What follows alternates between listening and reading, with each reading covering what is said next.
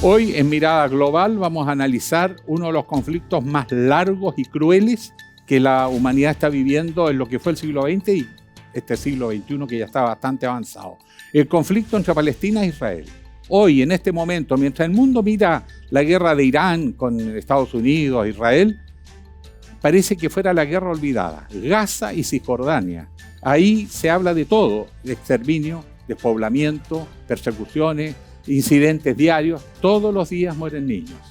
La conciencia mundial no puede dejar de remecerse y rechazar esa situación. Tiene que haber un acuerdo para la creación de dos estados. ¿Es posible? Todo eso lo vamos a analizar en Mirada Global. Bienvenidos.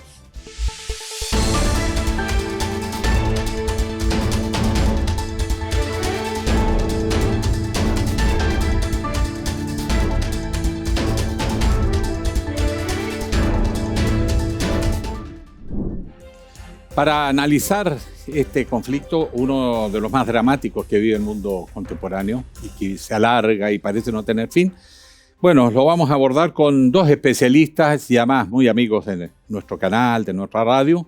El profesor Gilberto Aranda, que es licenciado en Historia y periodista, magíster en Estudios Internacionales, también magíster en Estudios Sociales y Políticos Latinoamericanos en la Universidad Alberto Hurtado, doctor en Estudios Latinoamericanos de la Universidad de Chile, profesor titular además del Instituto de Estudios Internacionales de la Casa de Don Andrés Bello. También estaremos con el profesor Gonzalo Peralta, licenciado en Historia y egresado de un magíster en Estudios Latinoamericanos por la Universidad de Chile, docente de la Escuela de Periodismo de la Universidad Alberto Hurtado y de la Facultad de Filosofía y Humanidades de la Universidad de Chile. A ambos muchísimas gracias, profesores. Y antes de entrar porque vamos a hablar de la historia de este conflicto, de las múltiples dimensiones que tiene, de las complejidades, pero la pregunta es, ¿qué está pasando en estos mismos momentos en Gaza y en Cisjordania? Profesor. Bueno, yo diría que lo que está pasando ahora en Gaza y Cisjordania y que se, digamos, esparce por la región es una enorme incertidumbre, ¿no? Pareciera que las normas internacionales, los acuerdos, estuvieran en constante revisión, sino derechamente en el más absoluto descrédito, y lo que finalmente opera es simplemente la fuerza, ¿no? La fuerza y la coacción en un contexto de casi irrelevancia, ¿no? De Naciones Unidas, del Consejo de Seguridad y del sistema normativo internacional. Entonces yo diría que ahí, y además la conducta que tiene la administración Trump, ¿no? que a veces sorprende, pareciera errática, es difícil seguirla, genera, yo diría, una enorme incertidumbre. Yo creo que eso es lo más llamativo porque es una región que, como bien se sabe, ha sido conflictiva hace largo tiempo y no ajena a conflictos y conflictos muy violentos, pero al menos había como ciertas nociones de cuáles eran las agendas de los contendores, pero aquí pareciera que, en particular las grandes potencias, uno no sabe muy bien cuál va a ser su conducta y de qué manera opera lo que se podría llamar un orden internacional. Entonces, yo diría que lo más novedoso, digamos, del conflicto en este momento es la incertidumbre. Ahora, esta incertidumbre, Gilberto, está asociado a que continúan los bombardeos, uno recibe las informaciones, sigue muriendo niños, mujeres, adultos, viejos, y siguen demoliendo. La verdad es que la población está en una situación dramática porque la guerra, además, entre Estados Unidos, Israel, con Irán, ha desviado la mirada del mundo y eso ha aparentemente sido aprovechado para avanzar en forma aún más agresiva y la hambruna, si antes era grave, ahora es peor. ¿Qué es lo que pasa al interior de la Franja de Gaza y al interior de Cisjordania? Porque también estamos viendo una creciente agresividad de colonos contra palestinos. Sí, bueno, básicamente aquello está cubierto por lo que es esta segunda posguerra fría, donde el orden liberal, realista liberal que imperó antes, pues hoy día ya no existe. Estamos en un mundo multipolar y estas también son parte de las consecuencias del mundo así llamado multipolar, que a lo mejor tiene otro nombre, donde hay ciertos estados que se imponen en determinadas áreas y básicamente a través de su fuerza hacen cuestiones como, para ir concretamente al tema de Gaza, bombardeos permanentes. Eso es lo que ocurrió al momento de la emisión de este programa.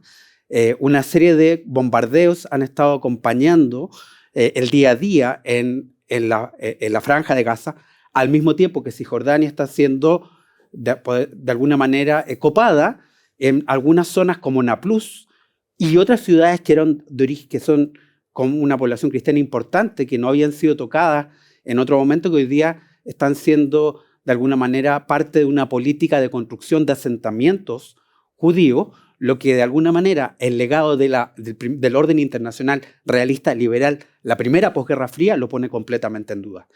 Me estoy refiriendo a todos esos acuerdos de Oslo que dan lugar a este Estado, a esta idea de comunidad palestina, autonomía palestina, es la que finalmente hoy día está en el suelo, producto también de los cambios internacionales que todos los estados revisionistas también de alguna manera han llegado a aquellos estados revisionistas de siempre, como Rusia o China, y estados revisionistas actuales como Estados Unidos. Ahora, en este cuadro, Europa tiene mucho que ver en el origen del conflicto, que lo mismo que está pasando en África. Las grandes potencias, sobre todo europeas en ese momento, Estados Unidos está entrando recién a transformarse en hegemónico a nivel mundial, estamos hablando antes incluso de la Primera Guerra. Se repartieron los europeos, África se repartieron en Medio Oriente y se producen capítulos históricos tremendos. Mientras estaba la guerra en la Primera Guerra Mundial contra el Imperio Otomano, ya en decadencia, Gran Bretaña y Francia le prometieron a los jeques árabes que le iban a reconocer su soberanía después de la guerra si ayudaban a combatir al Imperio Otomano. Pero en paralelo negociaba Inglaterra la formación de una colonia judía fuerte en Palestina y además cómo se iban a repartir estos suertes de protectorado o mandatos que iban a recibir de las Naciones Unidas una vez que, en este caso la Sociedad de las Naciones, una vez que terminara la guerra. Así, nunca hubo intención, pero además de que no había intención de reconocerle su soberanía, ellos trazaron el mapa, ellos tiraron línea y Inglaterra dijo, bueno, Palestina es para mí, Irak también, Francia dijo, para mí me toca el sur de, qué sé yo, Turquía, Siria, y los rusos pescaron a Armenia, a pesar de que como estaban en la guerra y se le había producido la revolución, ellos fueron los que dieron a conocer estos acuerdos secretos. O sea, Europa tiene responsabilidad directa, pero aún el día de hoy sigue siendo indiferente ante la magnitud de la catástrofe, porque tiene un discurso ambiguo. ¿Cómo se explica este rol en la creación de este gran conflicto histórico de estas grandes potencias? Sí, bueno, el año 1917 hay una famosa carta, ¿no?, que le envía Arthur Balfour, que era el ministro de Relaciones Exteriores británico, a los Rothschild, ¿no? Hombre muy rico, líder judío en Gran Bretaña, donde le expresa de que Su Majestad Británica y el gabinete en el gobierno vería con buenos ojos la instalación de los judíos en Palestina. Esta es una simple carta, pero evidentemente un documento de la mayor importancia por quienes lo escriben y quienes lo respaldan. Y este va a ser el gran estímulo formal para la instalación de judíos en Palestina, sobre todo europeos. Si bien ya había empezado la inmigración judía con bastante fuerza hacia fines del siglo XIX, ¿no? Cuando se crea el movimiento sionista, que consiste en que judíos que consideran de que la solución a las persecuciones que los judíos sufrían, en particular en Europa, pero también en otros lugares, era el fundar un Estado con un territorio que les diera protección y no depender, ¿cierto?, de la buena o mala voluntad de otros estados u otros países, otros soberanos. Entonces, ese va a ser el inicio de la creación del Estado de Israel. Pero al mismo tiempo, en la Sociedad de Naciones, se divide lo que queda del Imperio Otomano y se crean los modernos Estados árabes, ¿no? Entonces, las dos corren en paralelo, ¿no? Y ahí, sobre todo los británicos, pero también los franceses, aprovechan esa coyuntura de disolución del Imperio Otomano para instalarse en una zona que sabemos que es de la mayor importancia geopolítica y también económica, energética, etc., en cierto modo impulsando la ocupación judía de la región para así tener un lugar del cual influir, ¿no? Entonces, a partir de 1917 y sobre todo a partir del año 1920, cuando se crea el Mandato Británico de Palestina, que es un gobierno provisional de toda esa región bajo autoridad británica, que empieza esta gran migración judía a la región en vista de este impulso que da una potencia hasta ese momento de ese calibre como el Imperio Británico. ¿Cuál es el interés que tienen? Porque los países tienen intereses, no tienen amigos permanentes, tienen solamente intereses permanentes, como decía un primer ministro británico de la época isabelina. ¿Qué es lo que tenían detrás? ¿Por qué los franceses, los ingleses quisieron entrar particularmente ellos en esta zona para controlarla? ¿Y qué características tendría que tener este país que se iba a crear en el ordenamiento del mapa de una zona altamente conflictiva?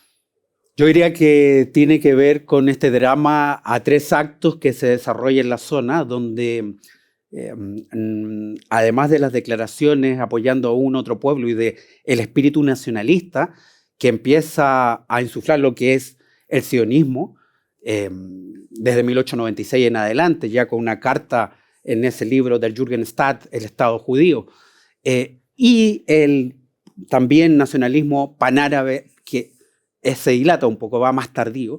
Aparte de todo esto está el caso de los intereses de las potencias, intereses simbólicos, intereses geográficos, intereses geopolíticos más bien. Me estoy refiriendo a que incluso antes la Sociedad de las Naciones, tanto Francia como Gran Bretaña, habían interactuado para llevar a cabo un orden en la zona donde más tarde Naciones Unidas hizo de alguna manera la justificación internacional. El acuerdo Sykes-Picot entre Inglaterra y Francia es anterior y este divide en base a consideraciones geopolíticas, simbólicas y de otro tipo una sección para Francia, que es básicamente el Líbano y Siria actual, que era una sola región. El Líbano aparece un poco por la mayoría maronita que hay en esa zona, y también lo que es Irak, Jordania, Israel-Palestina actual bajo mandato británico. Pero claramente esto se va enhebrando con lo que es la declaración Balfour respecto a Inglaterra y los judíos, y lo que son al mismo tiempo las promesas de Inglaterra, con todo ese epistolario que tenemos de McMahon y otros en el Cairo, que dice, miren, hay que levantar a las tribus árabes en torno o en contra del Imperio Otomano, y hay que prometerles algo. Entonces les vamos a prometer en forma vaga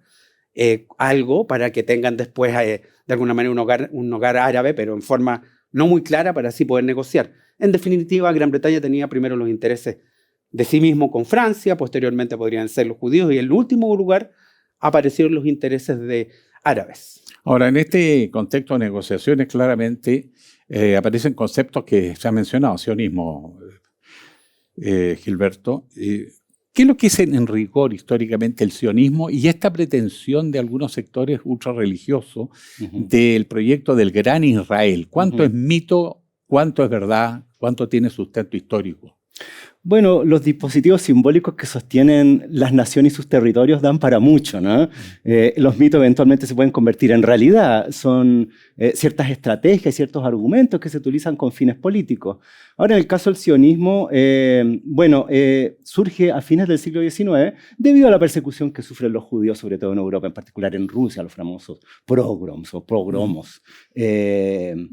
El escándalo Dreyfus en Francia, que muestra el profundo antisemitismo que existía en Francia, sobre todo en sus clases dirigentes, etc. Entonces, ahí surge un personaje muy interesante que es Theodor Herzl, que es un periodista, político, austrohúngaro, judío, que va a publicar un texto, ¿no?, en 1897 que se llama El Estado de Israel, donde él plantea que la única manera de que los judíos puedan defenderse de estas agresiones es teniendo un Estado con un territorio. Y ese es el sionismo, ¿no? Posteriormente se va a llevar a cabo un primer congreso sionista del cual va a surgir una primera organización sionista. Ahora, no todos los judíos apoyaban el sionismo, no todos consideraban de que lo que se debía hacer era irse a un territorio, podía ser Palestina u otro, eso aún no estaba claro, aunque si bien Palestina por razones históricas era, digamos, el lugar más deseado, como tú dijiste, la tierra prometida, pero hubo ideas de irse a otros lugares, ¿dónde? ¿no? ¿Qué otros lugares? Porque alguna vez leí algo mítico que en el sur de Chile también se pensó. O en Argentina también, en la Sí. Patagonia. Bueno, unas ideas medias descabelladas, hasta Madagascar se pensó, no sé. Pero el asunto es que la idea es un Estado en un territorio, ¿no? Y con toda la institucionalidad que eso corresponde, por supuesto, Fuerza Armada, etc. Y de ahí surge el sionismo. Mira, curiosamente, incluso judíos ultraortodoxos no apoyaban el sionismo porque consideraban de que no se podía ir a la Tierra Santa antes de la llegada del Mesías, ¿no? Porque aquí, como tú bien decías, tiene que ver con temas simbólicos o míticos, donde se cruza la política con la religión, ¿no? Y donde se recurre, incluso si se quiere, al Antiguo Testamento o a la Biblia para sostener ciertas pretensiones, ¿no? Entonces el sionismo surge en ese contexto, como una opción de resguardarse, ¿no?, de las persecuciones, teniendo un Estado y un territorio propio. Y a partir de fin del siglo XIX es que efectivamente aquellos que van a seguir, ¿no?, esta propuesta sionista, los judíos que se entusiasman, ¿no?, con esta idea, van a empezar a migrar, ¿no? Entonces ya a fines del siglo XIX ya hay una inmigración judía palestina más o menos importante, sobre todo de Rusia, ¿no?, que donde los judíos lo pasaban muy mal, que también llegaron a Chile judíos huyendo de Rusia en esa época, y que luego va a tener varias fases, digamos, según ciertos contextos internacionales que van a impulsar, como la Declaración Balfour, por ejemplo, en su momento, y para qué decir luego la década de 1930 con el ascenso al nazismo, ¿cierto?, en Alemania, y sobre todo, por supuesto, después de 1945, tras el fin de la Segunda Guerra Mundial y del Holocausto judío, ¿no?, que ahí va a tener un impulso fortísimo porque se va a sentir que efectivamente ahora se hace indispensable, ¿no?, un territorio con un Estado en el cual resguardarse de esa clase de violencias.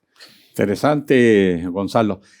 Gilberto, se mencionó las migraciones y hay una característica de Chile, es que es la colonia más grande de descendientes a esta altura palestinos del mundo. ¿Cómo un país que casi no se veía en el mapa? Porque en Europa, en Asia miraban Estados Unidos, México, Brasil, Argentina y un país, Uruguay. Pero Chile no estaba llegaba algo italiano, un poquito francés, un poquito británico, sobre todo al sistema financiero, a la minería, al comercio exterior. Influyeron mucho más a pesar del pequeño número. Pero los palestinos, ¿cómo encajaron en este cuadro? ¿Por qué llegaron hasta acá? Sí, lo interesante también es cómo la cantidad de palestinos que llegó a Chile fue en torno a 3 aldeas que hasta el día de hoy tienen sus vínculos con Chile, que son Belén, Bet Yala y Bet Sahur. 3 poblados, 3 aldeas que reciben algo así como el 90% de los descendientes de palestinos, están vinculados a ellos. Básicamente son migraciones que se desplazan a otros lugares, algunas hasta Argentina, otras al centro del continente, y que terminan arribando a Chile por ciertas condiciones económicas, culturales, y donde al final van trayendo los primos, los hermanos, y así van llegando. Hay que decir bien claramente que hay una migración incluso de finales del siglo XIX, posteriormente una que se da de 1910 hasta 1930, y hay una tercera que es en torno a la Segunda Guerra Mundial, pero también la primera y la segunda está muy influida por esta idea de salir de lo que es el Imperio Otomano, ¿eh? Lo que es lo que era la otomanidad, de la cual se sentían también un tanto acosados. Yo creo que el Imperio Otomano fue tremendamente tolerante, pero en su última fase, como le pasa a varios imperios que son más bien multiculturales, en su última fase se colocan un tanto intolerantes. Empiezo a mirar el norte de América. Y en ese sentido llegan arrancando, y fíjense que vienen con el pasaporte otomano, Sí, y es por eso que llama tanto la atención que desde México a Chile, cuando uno hable de colonias árabes, no solamente Palestina, Siria, libanesa, dicen, el turco, porque llegaron todos con lo que son pasaportes turcos. Así que yo creo que en parte ahí está la explicación, y complementar que a mí me parece bien importante decir que estamos en un cuadro donde se están empezando a configurar algunos nacionalismos, que son también cuentos que nos contamos nosotros mismos, ¿no? Y que terminan haciéndose realidad y significando algo muy importante para la vivencia de cada país. En el caso de lo palestino, es más tardío que el judío, desde luego, pero también empieza muy temprano a afincarse una identidad nacional palestina que él incluso lo distinga de otros árabes, aún en tiempos del panarabismo. Ahora, ¿por qué Chile, Gonzalo, que recibió tantos palestinos, que fueron, digamos, migraciones sucesivas, estos tres menciona el profesor Aranda, apoyó la creación del Estado de Israel dentro del territorio palestino. Bueno, Chile se abstuvo en las Naciones Unidas, no votó ni a favor ni en contra, justamente por estas prevenciones, ¿no? Yeah. Cuando se vota la creación del Estado de Israel, ¿no?, en las Naciones Unidas. Así que ahí yo creo que estuvo presente esta abstención, porque justamente la gran preocupación, porque, a ver, primero había una gran sensibilidad hacia el drama de los judíos en la Segunda Guerra Mundial, ¿no? En ese sentido yo creo que ese fue un elemento muy importante para el apoyo que recibieron Naciones Unidas para la fundación del Estado de Israel, ¿no? Para la partición de Palestina, que fue de la que surgió el Estado de Israel. Sin embargo, y eso también lo dice Balfour en su carta, dice que ellos apoyan la instalación de los judíos en Palestina. Siempre dice que no vaya a perjudicar a las otras nacionalidades o pueblos que están ahí ya viviendo, ¿no? Claro. Prevención, bueno, ya sabemos lo que está pasando, ¿no? Eso para Chile era motivo de gran preocupación. Entonces, en ese sentido, yo diría que de ahí viene la abstención en el voto. Ahora, en este cuadro que se va generando aquí en la región, el conflicto que se está produciendo evoluciona muy dramáticamente de un comienzo. Las primeras migraciones ya reciben hostilidad y ya a su vez son bastante hostiles. Sí. O sea, crear un Estado en un ambiente tan contrario es sorprendente. Pero más sorprendente que, habiendo nacido de una resolución de las Naciones Unidas, ¿por qué Israel nunca acepta cumplir los mandatos de las Naciones Unidas? ¿Qué es lo que explica esa conducta tan contradictoria? Pero, bueno, entiendo que nos estamos refiriendo a la resolución 181, que Claro. va a dar origen a lo que es un territorio donde más o menos el 55% correspondía al mundo judío y un 45% palestino. Tengo que decirles que quien aceptó aquella resolución fue la parte judía y que los palestinos no lo aceptaron porque consideraban que toda la tierra Era les de ellos. correspondía. Sin embargo, Israel emprende inmediatamente entre el 47 y el 48 una serie de enfrentamientos con los países que son hostiles de la región y como los vence a todos, termina quedándose algo así como con el 78% del territorio y afincándose ahí hasta el año 67, donde va a terminar con todo el territorio. Pero también tengo que decir que la parte palestina no aceptó esa distribución de la resolución 181, que era un 55% para la parte judía y un 45% para la parte palestina. Posteriormente van a haber otras resoluciones que acompañan el día de hoy y que van a dar origen al Estado palestino.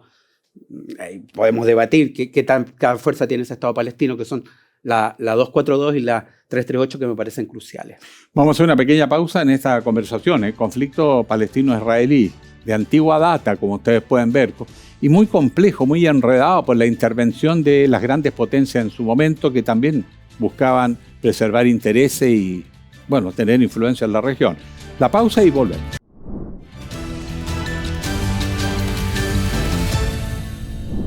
El conflicto palestino-israelí aquí en Mirada Global con el profesor Gilberto Aranda y el profesor Gonzalo Peralta. Hemos estado analizando el contexto en que surge la creación del Estado de Israel y las sucesivas guerras que se generan por rechazo a los países árabes a esa creación en su interior, en este caso Palestina, de un Estado nuevo, que además se escapa a la naturaleza étnica, religiosa de los países del entorno. Es bien curioso este fenómeno porque parece un quiste metido en medio de una situación o un punto crítico, como le quieran llamar, en un área absolutamente hostil. Si no fuera probablemente por las potencias europeas y Estados Unidos, Israel no resistiría.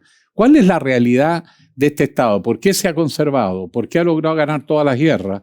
¿Y por qué se ha ido expandiendo en cada guerra al punto que hoy Palestina ya no existe? Digamos las cosas con franqueza. Bueno, judíos han habido siempre en esa zona, pero antes de la fundación del Estado de Israel o antes de las grandes migraciones posteriores al fin del Imperio Otomano, era una presencia muy menor.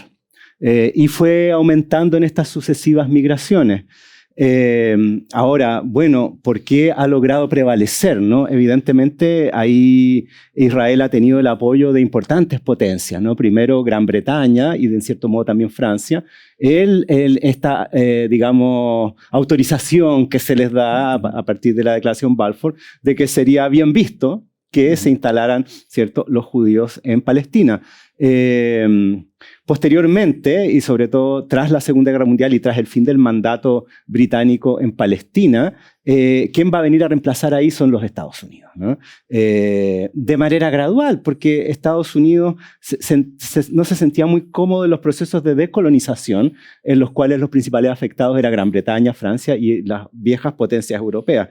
Pero Estados Unidos va a empezar a reemplazar a Gran Bretaña como potencia global o potencia hemisférica, si se quiere, en el contexto de la Guerra Fría, y de ahí el respaldo, ¿no?, de Israel, que es un respaldo político, económico, tecnológico y sobre todo militar, ¿no?, que le ha permitido triunfar en sucesivas guerras en contra de una serie de otros países aliados en diversas, digamos, alianzas o confederaciones, en guerras que no han parado prácticamente desde 1947. O sea, Israel gana todas las guerras, pero no logra consolidar la paz. Claro, es un escenario bien inestable. Es que hay algunos triunfos militares que han sido, en cierto modo, derrotas políticas, ¿no? Entonces, el tema no es solamente militar, ¿no? Tiene otras consecuencias que han afectado no solo a Israel y al mundo árabe, sino que en buena medida también el orden internacional. Es interesante ver, por ejemplo, que uno de los conflictos árabe-israelí, que fue la guerra de Suez, ¿no? Va a ser el punto de inflexión de la decadencia británica y francesa, ¿no? Porque ellos intentaron intervenir en favor de Israel en la guerra y finalmente esa guerra, que es una victoria militar para Israel y para Gran Bretaña y Francia, si se quiere, apoyándolo en el objetivo de reabrir y controlar Suez, que es una vieja llave imperial británica y francesa, ¿no? Y que no le iban a soltar tan fácilmente. Interviene Estados Unidos y la Unión Soviética en aquel entonces, obligando a Gran Bretaña y Francia a retirarse del conflicto, lo que va a mostrar claramente de que ya no son potencias mundiales, sino que son potencias secundarias que son incapaces de prevalecer tras un triunfo militar, pero perdiendo políticamente. De hecho, Suez va a significar, por así decirlo, la balada final en la decadencia del Imperio Británico. Entonces, las victorias militares no necesariamente son victorias políticas. ¿Y cómo ve, Gilberto, hoy a Israel?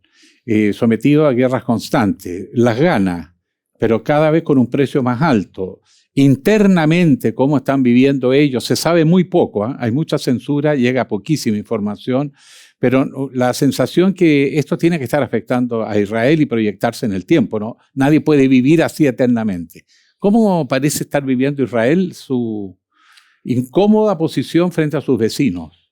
Efectivamente, hay muchas guerras que, por no decir casi todas, que Israel ha terminado ganando desde su fundación.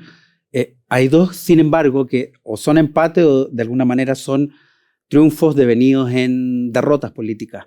Uno a mí me parece que es el de Yom Kippur, el año 73, y fíjense, muchos años después, un 2023, un octubre de 2023, va a haber una incursión con rasgos, en mi opinión, de terror por parte de Hamas al sur de Israel, que va a devenir en una reacción por parte de Israel que es cercar y someter a un verdadero asedio medieval a la franja de Gaza, y que culmina hoy día con una cifra de escalofriantes más de 70.000 personas muertas.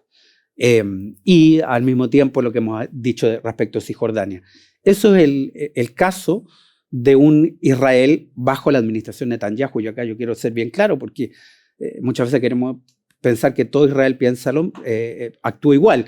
Es el gabinete de Netanyahu, es el gobierno de Netanyahu quien gozó de una gran popularidad, yo diría, interna al momento de los ataques como respuesta, y también un ascendiente internacional de consideración después de esos ataques, pero que con el tiempo, a partir de todas sus campañas de limpieza étnica, por decirlo de alguna manera, cuando se empieza a desplazar gente al interior de Gaza, o todas sus campañas bélicas en general, no solamente esta zona, sino que también al sur del Líbano, va perdiendo reputación internacional y al mismo tiempo de aquello va erosionando y desgastando el fervor público. Sin embargo, Netanyahu Su gobierno se basa en la idea de gabinete de guerra, de sobrevivir y de alguna manera ganar una guerra defensiva en contra de un contexto que le es adverso. Es una situación muy difícil de mantener, pero solamente en el contexto de una lucha maniquea entre el bien y el mal, como se plantea, se puede pensar que este tipo de gobierno puede continuar. Yo tengo la impresión, sin embargo, que están los casos tanto judiciales que lo están acosando, internos, como otro tipo de casos que lo empiezan a complicar, y vamos a ver qué ocurre ante un eventual cambio de gobierno, que van a decir finalmente los y las israelíes en una nueva elección de la Knesset, el Parlamento de Israel, respecto a quién podría ser el siguiente gobierno de Israel. Ahora, de acuerdo a las informaciones que llegan, que son interesadas, en toda guerra, la verdad, es la primera que pierde, pero hay una cierta percepción de que dentro de Israel hay movimientos que están en contra de la guerra, que quieren buscar una otra forma de entendimiento, y ha habido experiencias y negociaciones en ese sentido. Pero hoy en día, con los ánimos como están, y después de todas las muertes que ha habido, porque también ha muerto mucho israelí, sobre todo en los ataques que hizo Hamas y que gatillaron esta última guerra, ¿qué destino puede tener ese conflicto? Porque llega Trump a la zona, Estados Unidos, y empieza a hablar de resorts, de magníficas playas, de que aquí se pueden hacer proyectos inmobiliarios que son sus negocios, y uno no sabe si lo dice en forma despectiva, como un poco payasín, o tiene visto eso y está conversando con algunos sectores de Israel de frente a hacer desaparecer Palestina, que en los hechos no tiene ya gobernabilidad por ningún lado, ni en Cisjordania ni en Gaza, y simplemente anexionarlo en el proyecto Gran Israel. ¿Cuánto de mito y cuánto de verdad en este cruce de declaraciones frívolas del presidente de Estados Unidos? Bueno, yo diría que justamente esa es la incertidumbre que ahora nos domina, ¿no? Porque el apoyo norteamericano a Israel ha sido casi desde la fundación del Estado de Israel. Si bien tuvo vínculos con Egipto, importante una época, recordemos los pactos de Camp David, ¿no? Llevados adelante por Jimmy Carter, que sellaron la paz entre Egipto e Israel y que se mantiene hasta el día de hoy, ¿no? Y están ahí pegados a Gaza y no han hecho nada, ¿no? Pero la actitud de Donald Trump, ¿no? Da la impresión de que generara en este desconcierto del viejo orden internacional, de que lo que opera es un sentido de la oportunidad y del más fuerte, ¿no? Y ante ese escenario, con un gabinete muy agresivo, que se sostiene en la guerra en buena medida políticamente, da la inquietante impresión de que las posibilidades de que el conflicto siga están muy presentes, ¿no? Y que uno no sabe realmente si es que efectivamente Estados Unidos, siendo una potencia que está detrás de Israel, viera de manera, ¿cómo decirlo?, más estratégica el buscar la paz ahí, sino que recurriendo a un refrán es un río revuelto, ¿no?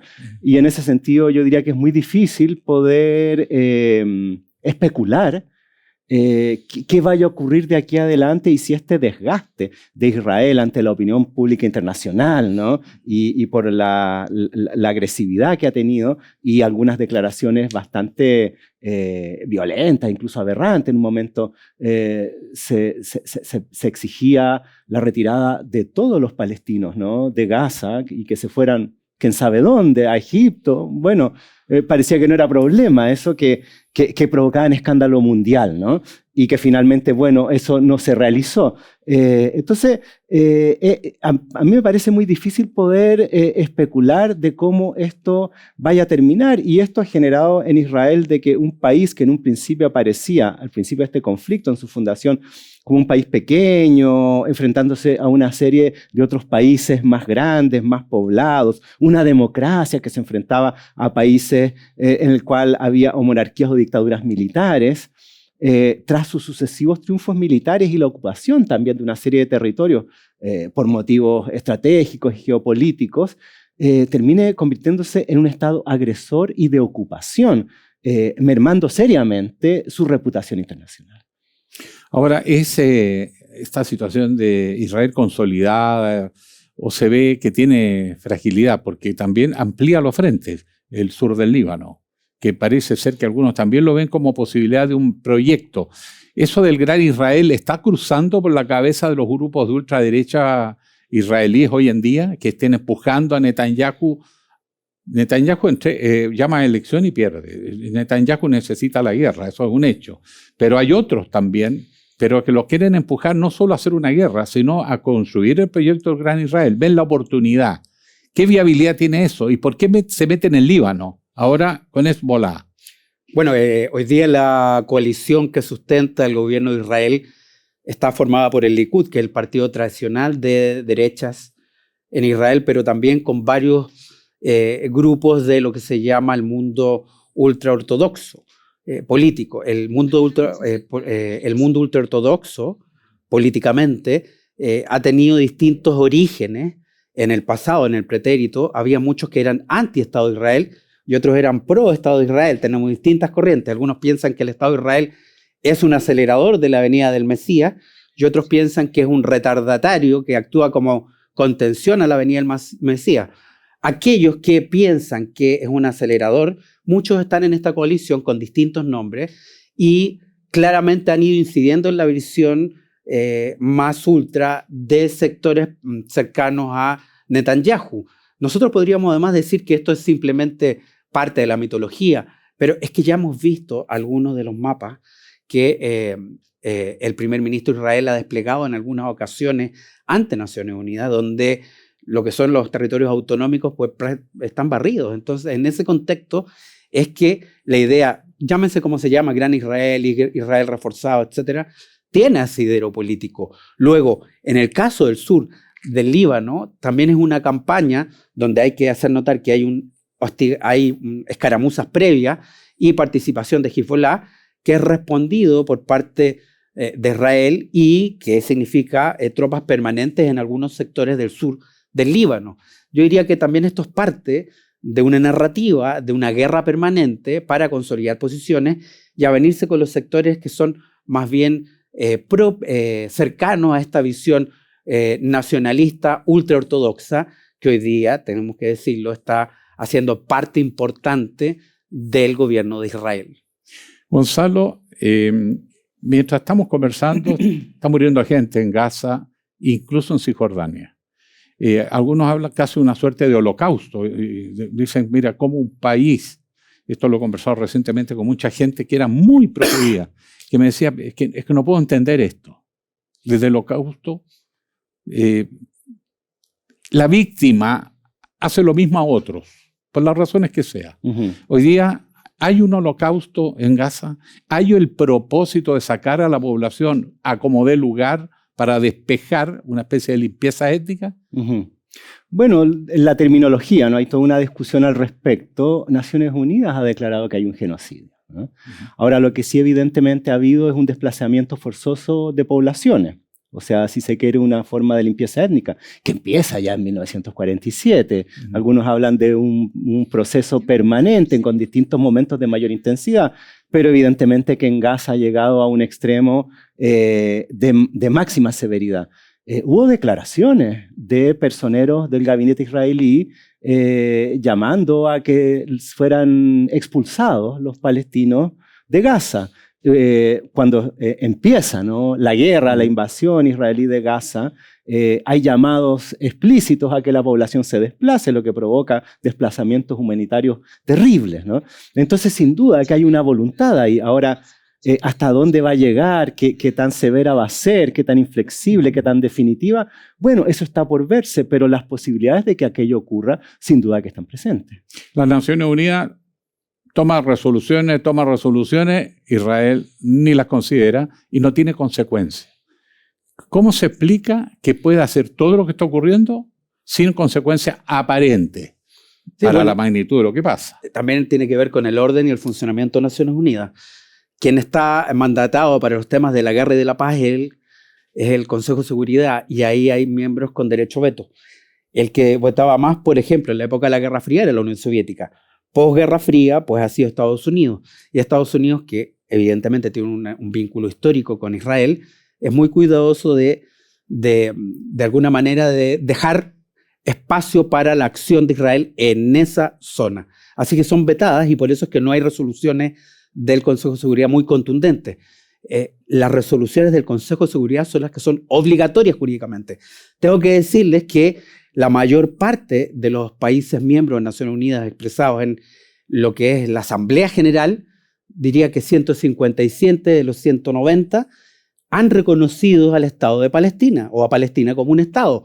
Pero la verdad, en cuanto son una inmensa mayoría, las resoluciones que salen de la Asamblea General lamentablemente son recomendaciones, no tienen el carácter obligatorio que tiene el Consejo de Seguridad, donde hay derecho a veto. Entonces, también tiene que ver con el sistema laberíntico que es Naciones Unidas y que donde algunas decisiones pesan más que otras. Claramente, Israel cuenta con el aval de Estados Unidos, un Estados Unidos que, en mi opinión, a pesar de que hay una alianza histórica con Israel, yo sé que no todo el mundo piensa así, yo creo que sí hay diferencias entre republicanos y demócratas, pero particularmente esta administración republicana que tiene un presidente con características bien especiales.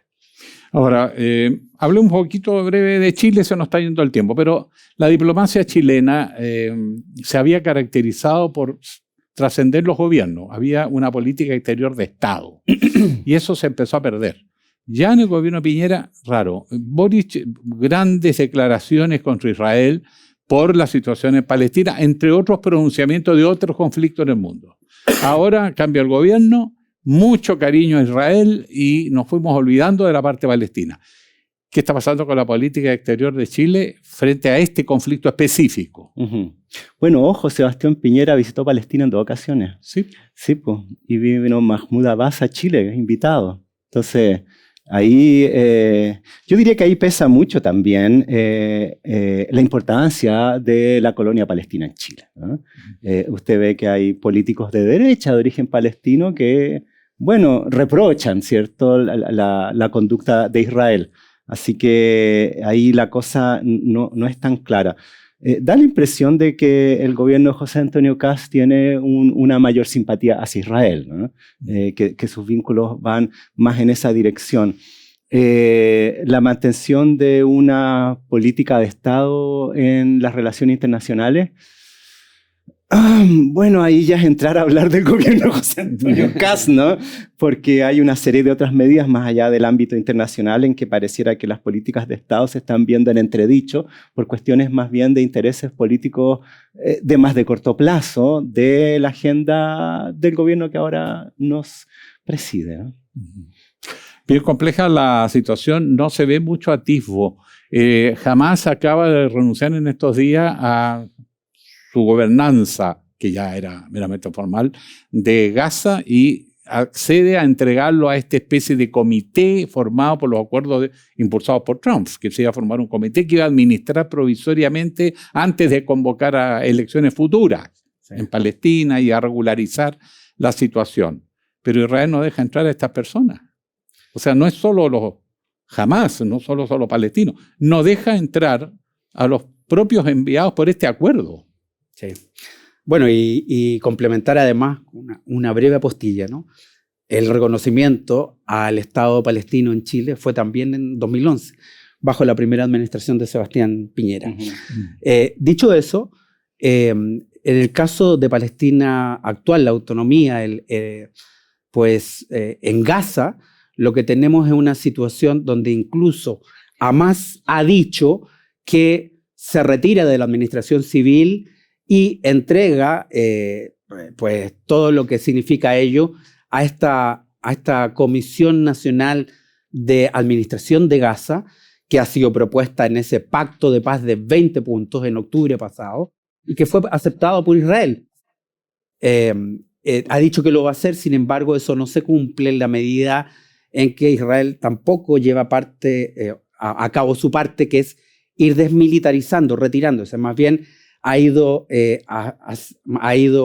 fortaleciendo su zona de control al interior de Gaza, disminuyendo el espacio dentro de Gaza donde están nuevamente hacinados los gazatíes, y claramente estamos ante otro punto de inflexión que va a hablar de qué va a pasar finalmente con Gaza. Vamos hacia una nueva recolonización por parte de Israel, o se va a respetar estos 20 puntos de pacto, de acuerdo, que Estados Unidos patrocinó en octubre, después de, por supuesto, lo que nos había dicho, que esta Riviera Gazatí lucía o Riviera, bien como claro, Riviera. pero aquello que quedó afuera. Ahora, Riviera sin los palestinos.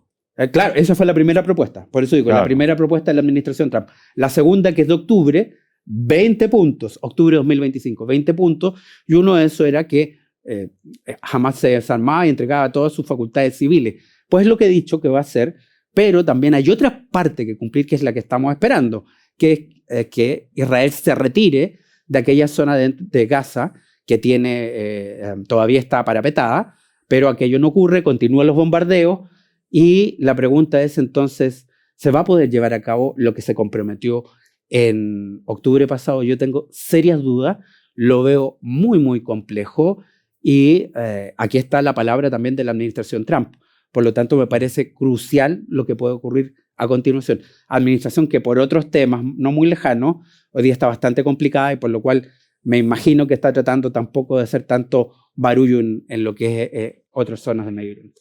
Se nos ha acabado el tiempo, pero nosotros hacemos como un minuto de confianza al final, de sinceramiento, de decir, bueno, y la pregunta es casi de cajón, ¿esto va a ser un desangre eterno o en algún momento se pueden dar condiciones para que esto de alguna manera tenga una salida donde puedan convivir, como dice la resolución de las Naciones Unidas, dos estados? ¿Qué piensa? Bueno, nuestra aspiración es que efectivamente se cumplan las resoluciones de Naciones Unidas y que estos dos estados puedan convivir. Ahora, si uno mira el diseño inicial de la partición de Palestina y ves el mapa, como dos territorios están separados geográficamente, ese es un plan para el desastre, ¿no? Es muy difícil lograr mantener una distribución de ese tipo. Entonces es complejo, pero más allá de eso, la convivencia de dos estados soberanos en paz y seguridad es sin duda lo que nosotros aspiramos. Don Gilberto, entre el cariño... Soy el un ingenuo y utópico que ya no va a ser otra cosa probablemente respecto a este punto. Yo sigo pensando en la solución de dos estados. Tengo muchos amigos y amigas de origen palestino que me dicen que eso pues ya no es viable. También tengo la impresión que aquellos conocidos y amigos judíos lo ven hoy día muy difícil, se ve muy, muy complejo, pero a mí me parece que a veces hay que ir en contra de la realidad y soñar que es posible que dos sociedades puedan de alguna manera coexistir en un entorno que da espacio para ambos. Es lo que deseo, que se cumplan las resoluciones de Naciones Unidas, muchas veces recomendaciones, pero que se cumplan, y que se pueda viabilizar una zona del mundo que tanto puede dar a la humanidad. Quizás un par de cambios de gobierno ayudarían. Particularmente, Sí. particularmente. Correcto. Bueno, quiero agradecerles muy cordialmente al profesor Gilberto Aranda, licenciado en Historia, también con doctorado en Estudios Latinoamericanos, académico de la Universidad de Chile, del Instituto de Estudios Internacionales, y al profesor Gonzalo Peralta, también licenciado en Historia, egresado al Magíster de Estudios Latinoamericanos de la Universidad de Chile, docente de la Facultad y de la Escuela de Periodismo de la Universidad Alberto Hurtado y de la Facultad de Filosofía y Humanidades de la Universidad de Chile. ¿Qué mejor gente para analizar este drama que nos llega singularmente a los chilenos por la fuerte presencia de una colonia palestina, pero también hay una colonia judía, mucho más pequeña, pero que, como todo el mundo, tienen derecho a vivir en paz? Por su compañía, muchísimas gracias.